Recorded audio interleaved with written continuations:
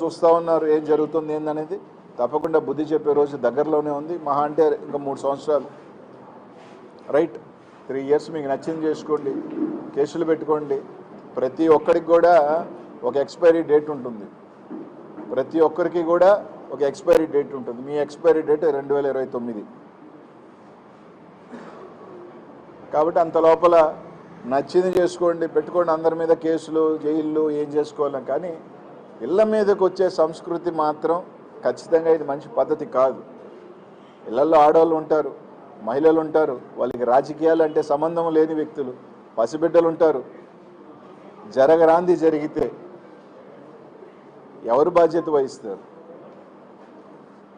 అన్నారో లేదో తెలియదు కానీ ఒక మాటకి రాష్ట్రం అంతా తిరిగి కన్నీళ్ళు పెట్టి తిరిగారు మీరు.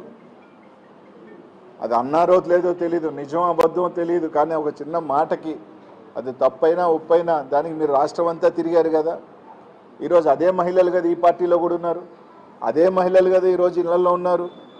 మనుషులు లేని టైంలో, నేను రమేష్ అన్న ఇంట్లో లేడు, తిరుపతిలో ఉన్నాడు. ఈరోజు ఇంట్లో మీదకి దాదాపు ఒక 100 మంది గుంపు మగోళ్ళు వచ్చి ఆ విధంగా పెట్రోల్ బాంబులు వేసి, యాసిడ్లు వేసి, మంచి పద్ధతి కాదు.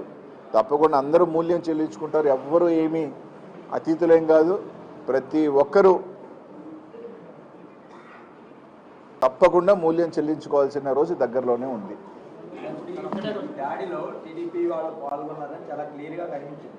కానీ టీడీపీ ఎంపీ కేసీఆర్ చెప్పింది రాంబాబు కావచ్చు, లేదంటే వారింటిపై వాళ్ళ కార్యకర్తలతోనే దాడి చేయించుకున్నారు. ఇదంతా జగన్మోహన్ రెడ్డి పార్టీ అలవాటని ఆయన నిన్న కామెంట్ చేశారు. సరే, నిజమే కదా. దాడి చేసే వచ్చే నాయకులు వీడియోలు ఉన్నాయి, పెట్రోల్ వేసేవాడు వాళ్ళ వీడియో ఉంది. ఆ 100 మంది, 200, 300 మంది నీట్గా నడిచి వచ్చే వీడియోలు ఉన్నాయి. వాళ్ళు ఏ పార్టీ కార్యకర్తలు, ఏ పార్టీకి ఫ్లెక్స్లు కట్టుకున్న సంగతి రాష్ట్రం అంతా తెలుసు. కాబట్టి వెనక నుంచి పొడిచే వెన్నుపోటు రాజకీయం వైఎస్ఆర్ కాంగ్రెస్ పార్టీకి, జగన్మోహన్ రెడ్డి గారికి లేదు. వెన్నుతో